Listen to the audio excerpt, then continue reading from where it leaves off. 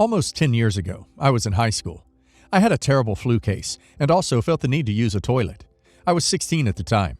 Diarrhea with massive farts do not go well with a 16-year-old's reputation, and I was pretty sure my dad would understand the situation and my skipped classes. The only reason I was at school that day anyway and not at home in bed was because of an irrelevant event. So I decided to make a run for my uncle's house, which was 5 minutes away. I also had the keys to the place. I arrive, I open the door, and there she was. Clear, straight view from the hallway into the living room, on top of another dude, my aunt. I ran to the toilet, 20 minutes. I got out. He was gone. I told my aunt, who tried to talk to me, that I do not care. I will never talk about this. I left. Which brings us to last Christmas, 10 years later.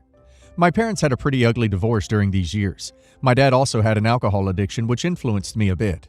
My uncle grew colder, unbearable, and at times criticized us for not raising to his social standards. We had a family, close friends sort of gathering, where both my parents, my uncle, my aunt, and their 2 kids, my 21-year-old cousin and 9-year-old cousin were present, among other various people. Argument ensues. Insults are thrown. Apparently, my upbringing has been flawed, which led me to be inferior to my cousins. Mother was crying. Dad was yelling. Uncle was yelling. I am yelling at him, and he keeps calling me incompetent and other names. Aunt was smug. My older cousin has always been weird and annoying. The younger one is quite brilliant and funny, and I'm sure he'll have a wonderful future. I also like to talk to him about various things he likes and his hobbies. We would have made great friends. The uncle yells something of the sort, "At least if you hadn't divorced, maybe you could have made another one, more functional." Mother replies, "What's that supposed to mean?" Uncle, "Well, they say with the second one you cannot mess up. And since this one's a disaster, maybe another one would have been more decent." Me, "The only reason cousin 2 is not mentally challenged like cousin 1 is because he is not yours. But aunt can tell you more." Her face was mortified. She forgot I knew, or at least never expected it to ever come up again. I left. They argued awkwardly for 2 more minutes, and they also left. The other guests were gone by the time this whole chaos ensued. My mom and dad wanted to talk to me about it. I refused, and went home as well. In January, my uncle had a paternity test arranged after monstrous fights with my aunt. My cousin was not his child. He will never look at him the same again, and probably because of me, he will not have a proper father. My cousin no longer talks to me. Am I the a-hole? Edit. It was indeed, as some of you mentioned, a crap show. The reason my uncle has such adversity is because I was supposed to finish college and work for his firm, while I took another road in a different field. He felt betrayed by this. Also, my parents' divorce ruined some of his plans. There are 2 other stories. Also, I understand the issue with the R word. Where I am from, this is not seen as bad, but nonetheless, should not have used it. It's not okay. As many of you said, I will probably let time go by, and then try to get in touch with my cousin when things settle. It will be difficult, but it's something I need to fix. Everyone sucks here, because that was a real a-hole way of telling someone his kid isn't his. But I 100% don't blame you, and would have done the same. Fair play to you. Duck 'em. Not the a-hole. Your aunt made her bed. She can lie in it. There's no way he wouldn't find out eventually, though. Your aunt and her family couldn't honestly expect you to keep a secret for the rest of your life. Everyone sucks here. I feel for you. I really do. But that doesn't excuse what you did. I'm not even particularly worried about your aunt and uncle. They suck as people. But having something that crushing suddenly thrown down on you, your child isn't actually yours, has got to be awful. Worse, being an innocent bystander, your cousin, and now having to deal with the fallout of the collision of multiple incidents, none of which you had any participation or choice in. That's the worst part. Apologize to your cousin. Apologize to your uncle for using something so painful as ammo against him. Maybe apologize to your aunt for breaking your promise. Then, if I were you, I'd keep your interactions with the 2 of them limited to only what's necessary in order to maintain a relationship with your cousin. After your cousin is an adult and they can't stop you from maintaining the relationship, I'd say duck 'em and keep them out of your life altogether. They sound awful and not worth your time as humans, family or not. 15 months ago, on my 32nd birthday, I found out that my father had an affair 24 years prior, resulting in a daughter. He found out the day before telling me, on his birthday. Over the next year, my older brother and I decided to reach out to see if our half-sister would be open to connecting. She was, and we have since become decently close. My fiancé and I chat with her often. November of this year, my fiancé and I are getting married. We have decided to invite this new sister to our wedding, much to the dismay of my mother. To clarify, not to be part of the wedding party, but just to be present on that day. Some more background. The woman my father had an affair with was a previous co-worker of his from long ago.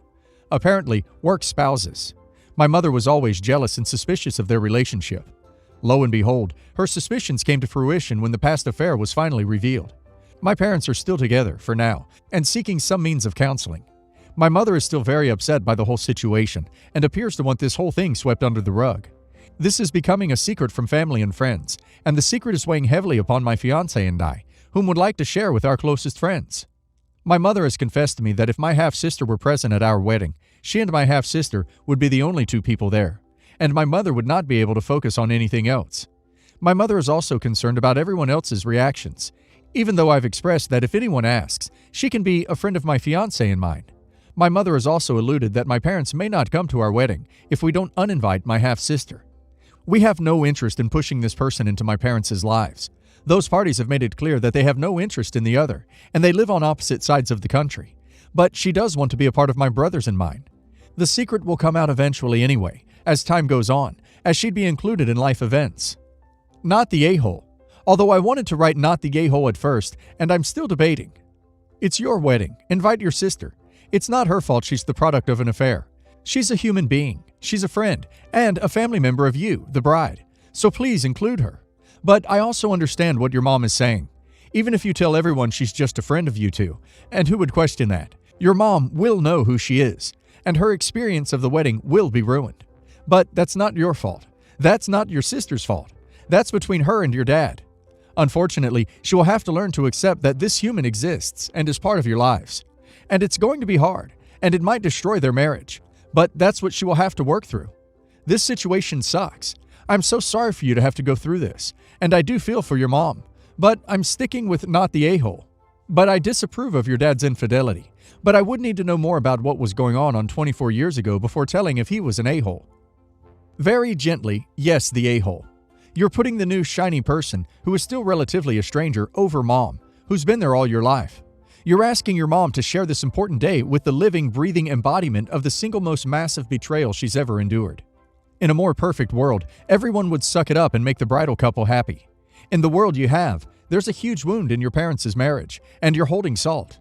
You're asking for monumental self-control on everyone's parts, that there not be one single "hi dad" or whisper from some relative who knows, and for your mom to put on an Academy Award-worthy performance that she isn't bothered and is serene. She's already aware she can't possibly earn such a statue, and plans not to show up and botch her lines.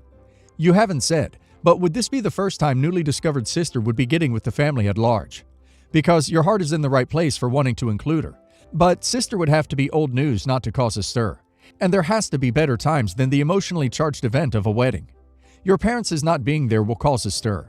You think calling her a friend will keep the talk down, but it won't. People are just not good at keeping secrets. Hello, I will give an overview of my situation. I am currently 32. I married my husband when I was 19. We have two sons, 11 and 9. His mistress, let's call her Eva. Eva is my half-sister. We have the same mother, although we were never raised together. She dated my husband before me when she was 19.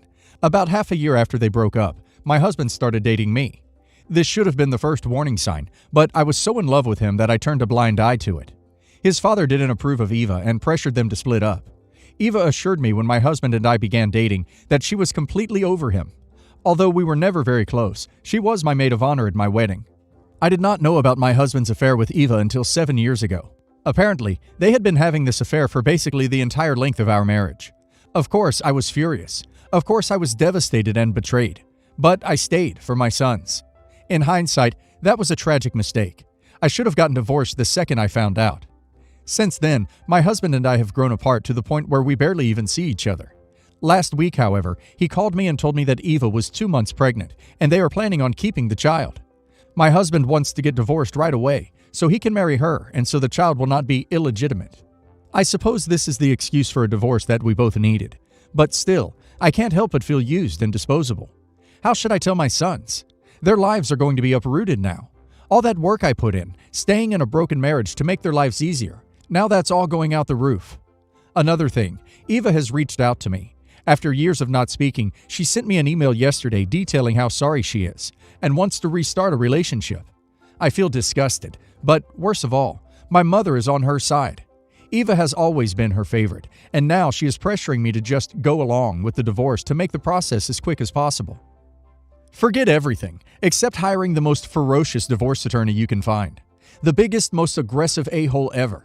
Forget the past, cut contact with all of these people, and protect your and your son's futures. Nothing else matters. Get the divorce. It might feel like he's winning, but he really isn't. Get a lawyer for the divorce. Don't trust your husband at all.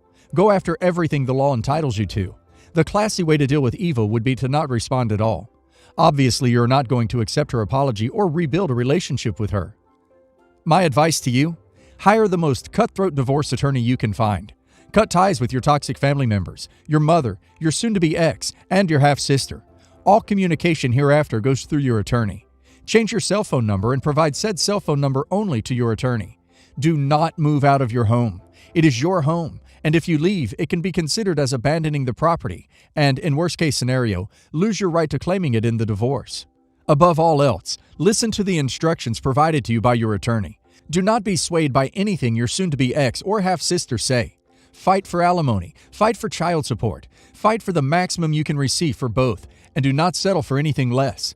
Your attorney will advise you of all these steps, and be prepared to listen. My parents got divorced midway through my childhood. I was 10 or 11 at the time, and for the next decade, I'm 24. He very rarely made a lasting appearance in my life. He would show up, drive me and my twin sister around the city, take us to restaurants, movies, etc. for about half a year, and then he'd disappear for an entire one. I remember not being too hurt about this, as I never developed such a close relationship with him, but my sister did. She'd constantly cry or throw tantrums, demand to my mom why she was keeping our father away, and for a long time, I also believed that she, my mom, was demonizing a perfectly normal person. Every time my dad visited, he'd badmouth my mother, call her a W or neglectful because she kept going out with her friends. My mom is 14 years younger than my dad, etc., while at the time saying that he loved her and he would never love anyone else but her. Years go by, and I start seeing how much of a scumbag my father is. He never paid child support, and my mom, whom he'd forbid from going to college, only had a high school title and no work experience. She was very pretty, though, and always took care of her physical appearance. So she found my stepdad, who was very well off. My sister hated my stepdad, saw him as an intruder, etc. And every time my dad reappeared, he'd try to feed us both with hatred towards them, would try to get us to break them apart, and convince Mom that it was with him that she had to be. Now, my dad has a lot of illegitimate children. I have 4 other siblings, each with their own mother, and 2 who are 3 and 6 years younger. If you do the math, he had them while still married to my mom. And the biggest reason why she left him was because of the cheating. My sister just refused to believe my mom, despite all of the proof.